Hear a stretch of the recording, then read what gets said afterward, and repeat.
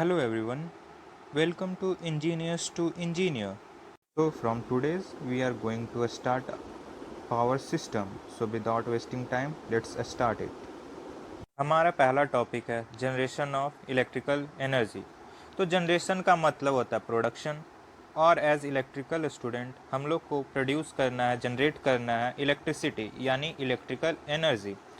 तो हमारे सराउंडिंग में different type of energy available है, उसे हम कैसे कन्वर्ट करके हम अपने डिज़ायर के अकॉर्डिंगली इलेक्ट्रिसिटी कैसे प्रोड्यूस कर सकते हैं, उसी को हम लोग बोलते हैं जनरेशन ऑफ इलेक्ट्रिकल एनर्जी। जैसे कि अब हमें पता चल चुका है कि हम लोग इलेक्ट्रिसिटी हमारे सराउंडिंग में जो एनर्जी अवेलेबल है उसके थ्रू ही हम लोग इलेक्ट्रिसिटी प्रोड्यूस कर सकते हैं। उसमें से जो हमारा सोर्स ऑफ एनर्जी है सन जैसे हमें पता है कि सन अल्टीमेट सोर्स ऑफ एनर्जी है। सन से भी हम लोग इलेक्ट्रिसिटी प्रोड्यूस करते हैं, विंड से भी हम लोग इलेक्ट्रिसिटी प्रोड्यूस करते हैं, वाटर से करते हैं, फ्यूल में दो फ्यूल आता है, एक तो कोल आता है, कोल को यूज़ करके भी हम लोग इलेक्ट्रिसिटी प्रोड्यूस करते हैं, और डीजल से भी, न्यूक्लियर एनर्जी से भी हम लोग इलेक्ट्रिसिटी प्रोड्यूस करते हैं। ये सारे सोर्स ऑफ एनर्जीज में से sun and wind ultimate source of energy है, but due to some limitation इसका हम लोग बहुत कम यूज़ करते हैं। तो बेसिकली हम water, fuel and nuclear energy से ही हम लोग इलेक्ट्रिसिटी लार्ज अमाउंट में प्रोड्यूस करते हैं, ये तीन से। अब हमारे पास हमारे सराउंडिंग में डिफरेंट टाइप ऑफ एनर्जी है। अब उस एनर्जी को यूज़ करके हम इलेक्ट्रिसिटी प्रोड्यूस कर सकते हैं, बट उस एनर्जी को यूज़ करने के लिए भी कोई अरेंजमेंट होना चाहिए। विदाउट अरेंजमेंट हम लोग उस एनर्जी से इलेक्ट्रिसिटी प्रोड्यूस नहीं कर सकते। तो उस अरेंजमेंट को हम लोग जनरेटिंग स्टेशन कहते हैं। जनरेटिंग स्टेशन एक ऐसा प्लेस है जहाँ पे हम नेचर से एनर्जी को एक्सट्रैक्ट करते हैं, एनर्जी को लेते हैं नेचर से और बल्क अमाउंट में इलेक्ट्रिसिटी को प्रोड्यूस करते हैं। उस प्लेस को हम लोग जनरेटिंग स्टेशन कहते हैं। जनरेटिंग स्टेशन में बहुत सारे अरेंजमेंट होते हैं, उनमें से दो सबसे ज़्यादा इम्पॉर्टेंट, एक तो प्राइम मूवर होता है, दूसरा अल्टरनेटर होता है। दोनों एक दूसरे के साथ मैकेनिकली कपल्ड होता है और इलेक्ट्रिक पावर प्रोड्यूस करता है। प्राइम मूवर बेसिकली टरबाइन ही होता है। अब ये टरबाइन डिपेंड करता है कि किस पावर स्टेशन में लगा हुआ है। अगर वो स्टीम पावर स्टेशन में लगा है तो उसे स्टीम टरबाइन कहा जाता है। अगर वो हाइड्रो इलेक्ट्रिक पावर स्टेशन में लगा है तो फिर वो वाटर टरबाइन कहा जाता है। अब turbine any form of energy को मैकेनिकल एनर्जी में कन्वर्ट करता है, और ये मैकेनिकल एनर्जी फाइनली अल्टरनेटर के थ्रू इलेक्ट्रिकल एनर्जी में कन्वर्ट होता है। अब अल्टरनेटर जो इलेक्ट्रिकल एनर्जी प्रोड्यूस किया, वो एनर्जी को बस बार के थ्रू, कंडक्टर के थ्रू ट्रांसमिट एंड डिस्ट्रीब्यूट किया जाता है वेरियस कंज्यूमर के पास। अब डिपेंड करता है कि किस एरिया में कितना पावर को ट्रांसमिट या डिस्ट्रीब्यूट करना है अकॉर्डिंग टू द लोड। अब different type of power station होता है, वो हम लोग क्लासीफाई करते हैं according to energy which it use. For example steam power plant, hydroelectric power station, diesel power station, nuclear power station. Steam power station को thermal power plant भी कहा जाता है। ये है प्राइम मूवर, ये है अल्टरनेटर। प्राइम मूवर और अल्टरनेटर एक दूसरे के साथ मैकेनिकली कपल्ड होते हैं। प्राइम मूवर और अल्टरनेटर सारे जनरेटिंग स्टेशन पे होते हैं। यहाँ से हम लोग सोर्स ऑफ एनर्जी को प्राइम मूवर को देते हैं। ये सोर्स ऑफ एनर्जी विंड हो सकता है, विंड एनर्जी हो सकता है, स्टीम हो सकता है, वाटर हो सकता है, या फिर न्यूक्लियर एनर्जी हो सकता है। न्यूक्लियर एनर्जी हो सकता है। ये एनर्जी प्राइम मूवर को ड्राइव करता है, और ये एनर्जी मैकेनिकल एनर्जी में कन्वर्ट होता है, और प्राइम मूवर फाइनली अल्टरनेटर को ड्राइव करता है, और मैकेनिकल एनर्जी फाइनली अल्टरनेटर के थ्रू इलेक्ट्रिकल एनर्जी में कन्वर्ट होता है, जो कि 3 फेज का होता है। ये 3 फेज में इलेक्ट्रिसिटी प्रोड्यूस होता है, और फाइनली ये फिर ट्रांसमिट एंड डिस्ट्रीब्यूट किया जाता है to the different area through the conductor. हमारा पहला पावर स्टेशन है स्टीम पावर स्टेशन, या उसको थर्मल पावर स्टेशन भी कहा जाता है। थर्मल का मतलब होता है हीट। स्टीम पावर स्टेशन में हीट एनर्जी को हम लोग इलेक्ट्रिकल एनर्जी में कन्वर्ट करते हैं। यहाँ पर हीट एनर्जी स्टीम में कन्वर्ट होता है, देन ये स्टीम मैकेनिकल एनर्जी में कन्वर्ट होता है, और ये मैकेनिकल एनर्जी फाइनली अल्टरनेटर के थ्रू इलेक्ट्रिकल एनर्जी में कन्वर्ट होता है,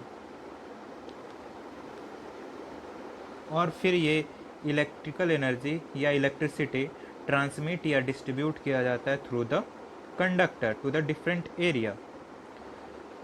steam power station basically Rankine cycle पे वर्क करता है। स्टीम पावर स्टेशन में एक बॉयलर होता है जहाँ पे हम लोग कोल को बर्न करके हीट प्रोड्यूस करते हैं, और वो हीट फिर स्टीम प्रोड्यूस करता है। स्टीम फाइनली एक्सपेंड होता है प्राइम मूवर के पास। Prime mover generally steam turbine है, क्योंकि हम स्टीम पावर स्टेशन का बात कर रहे हैं तो यहाँ पर जो टरबाइन हम लोग यूज़ करेंगे उसको हम लोग स्टीम टरबाइन कहेंगे। ये स्टीम फाइनली ड्राइव करता है अल्टरनेटर को, जहाँ पे मैकेनिकल एनर्जी कन्वर्ट होता है इलेक्ट्रिकल एनर्जी में, और वो electrical energy finally different area में ट्रांसमिट होता है with the help of conductor. Steam turbine के पास कंडेंस होता है with the help of condenser, और उसको फिर से हम लोग बॉयलर को फेड करते हैं। ये पावर स्टेशन हम लोग उस प्लेस पे लगाते हैं जहाँ पे बहुत ज़्यादा ही कोल हो या कोल और वाटर अवेलेबल हो, या फिर इजीली ट्रांसपोर्ट हो सके कोल। हम लोग ये power station generally populated area से दूर ही लगाते हैं। स्टीम पावर स्टेशन में सिंपल वे में हीट एनर्जी इलेक्ट्रिकल एनर्जी में कन्वर्ट होता है, बट इस स्टीम पावर स्टेशन में वेरियस अरेंजमेंट किया जाता है ताकि हम इलेक्ट्रिसिटी को प्रॉपर एंड इफेक्टिव वे में प्रोड्यूस कर सके या जनरेट कर सके। इसके लिए वेरियस कंपोनेंट है: coal and ash handling arrangement, steam generating plant, turbine, alternator, feed water and cooling arrangement. ये ब्लॉक डायग्राम है स्टीम पावर स्टेशन का। इससे हम लोग इजी वे में समझ सकते हैं कि एक्चुअल में स्टीम पावर स्टेशन वर्क कैसे करता है और इलेक्ट्रिकल एनर्जी को कैसे प्रोड्यूस करता है। यहाँ पे है कोल स्टोरेज, जहाँ पे हम लोग कोल का स्टोर करते हैं and according to our demand हम लोग कोल को यूज़ करते हैं। उसके बाद है कोल हैंडलिंग प्लांट, जहाँ पे कोल को पल्वराइज किया जाता है, उसे छोटे छोटे टुकड़े में तोड़ा जाता है, उसे क्रश किया जाता है, जिसके कारण उसका सरफेस इंक्रीज हो जाता है और कंबसन इजी वे में होता है। वो पल्वराइज कोल को हम लोग with the help of conveyor belt boiler तक फेड करते हैं। उसके बाद कोल जलने के बाद जो अपने पीछे वो एस छोड़ता है, उसे हम लोग एस हैंडलिंग प्लांट से एस स्टोरेज तक ले जाते हैं एंड फाइनली उसे डिस्चार्ज करते हैं। यहाँ पर है बॉयलर। बॉयलर एक इम्पॉर्टेंट पार्ट है स्टीम पावर स्टेशन का। इसको heart of steam power station भी कहा जाता है, क्योंकि ये सारे अरेंजमेंट को एक दूसरे के साथ कनेक्ट करता है। बॉयलर में वाटर को हीट किया जाता है एंड उसे स्टीम में कन्वर्ट किया जाता है। जो स्टीम बॉयलर से निकलता है वो हल्का नमी भरा होता है, वो वेट होता है। सो उस स्टीम को हम लोग सुपर हीटर में फेड करते हैं, जहाँ पर वो फर्दर उसका टेम्परेचर को इंक्रीज़ किया जाता है एबव 100 डिग्री सेल्सियस। उसे ड्राई किया जाता है through extraction of heat through the flow gas. Super heater efficiency को भी इंक्रीज़ करता है हमारे स्टीम पावर स्टेशन का। वो सुपर हीटेड स्टीम को हम लोग टरबाइन पे फेड करते हैं। जैसा कि हम लोग पहले भी पढ़ चुके हैं कि टरबाइन और अल्टरनेटर एक दूसरे के साथ मैकेनिकली कपल्ड होता है। जैसे ही super heated steam with high pressure turbine पे पड़ता है वो टरबाइन को रोटेट करता है, जहाँ पे स्टीम कन्वर्ट होता है मैकेनिकल एनर्जी में। और जैसे ही टरबाइन रोटेट होता है वो ऑल्टरनेटर को ड्राइव करता है, और ऑल्टरनेटर ड्राइव होने के कारण यहाँ इलेक्ट्रिसिटी प्रोड्यूस होता है, जहाँ पे मैकेनिकल एनर्जी कन्वर्ट होता है इलेक्ट्रिकल एनर्जी में। और वो इलेक्ट्रिकल एनर्जी को हम लोग फाइनली ट्रांसमिट एंड डिस्ट्रीब्यूट करते हैं डिफरेंट एरिया में। यहाँ पे डिफरेंट अरेंजमेंट है, जो कि है isolator, circuit breaker and transformer, जो कि हम लोग आगे पढ़ेंगे। सुपर हीटेड स्टीम टरबाइन के पास एक्सपेंड होता है और कंडेंस होता है with the help of condenser, और उसका टेम्परेचर को फर्दर डिक्रीज किया जाता है with the help of cooling tower. और ये वाटर को हम लोग with the help of pump हम लोग इकोनोमिसर तक इस वाटर को लेकर जाते हैं, जहाँ पे ये वाटर को हम लोग हीट करते हैं with the help of flue gas. Economiser में जो भी वाटर हम लोग रिजर्वायर से हम लोग वाटर को लिए हैं, उस वाटर को हम लोग हीट करते हैं before feeding it to the boiler. Boiler में डालने से पहले उसे हम लोग हीट करते हैं with the help of flue gas. Economiser भी हमारा एफिशिएंसी को इंक्रीज करता है, हमारा स्टीम पावर स्टेशन का हीट। अब जो इकोनोमिसर से जो हमारा वाटर निकलता है, जो टेम्परेचर जिसका थोड़ा इंक्रीज होता है, उसे हम फिर बॉयलर तक फीड करते हैं। यहाँ पे है एयर प्री हीटर।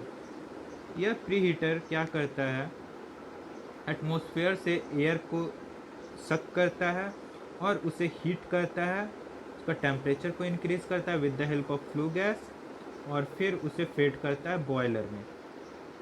यहाँ पे है चिमनी, जहाँ से हम लोग वेस्ट एयर या फिर जो भी गंदगी रहता है हम लोग उसे रिलीज़ करते हैं एटमॉस्फेयर में। ये एक एनिमेटेड वीडियो है जो कि मैं पहले ही एक्सप्लेन कर चुका हूँ कि कैसे एक स्टीम पावर प्लांट वर्क करता है। Efficiency of steam power station is quite low. Steam power station का इफ़िशियंसी बहुत ही कम होता है, लगभग 29% होता है। ये जनरली इसलिए होता है क्योंकि बहुत ज़्यादा हीट का लॉस होता है एट कंडेंसर और वेरियस स्टेज पे भी हीट का लॉसेस बहुत होता है, जिसको हम लोग भुला नहीं सकते या फिर ओमिट नहीं कर सकते और अवॉइड नहीं कर सकते। तो इसी के कारण efficiency of steam power station is quite low. Advantage of steam power station, fuel का जो हम लोग फ्यूल स्टीम पावर स्टेशन में यूज़ करते हैं वो बहुत ही सस्ता आता है as compare to the diesel और uh nuclear fuel. So fuel का कॉस्टिंग भी कम आएगा, इनिशियल कॉस्ट भी कम आएगा।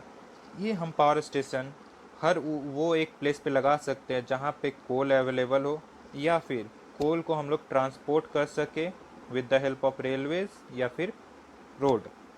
इसका एरिया भी बहुत ही कम लगता है इसे इंस्टॉल करने के लिए, बहुत ही कम as compare to the hydro power station. Cost of generation is lesser, जैसा कि हमने पहले भी बोला है कि डीजल पावर प्लांट इसमें फ्यूल रिक्वायर्ड होगा डीजल का, और डीजल का कॉस्टिंग ज़्यादा आता है as compare to the coal. तो कॉस्ट ऑफ जनरेशन इसका कम आएगा as compare to the diesel power plant, तो ये इसका जनरेशन कॉस्ट भी कम आएगा।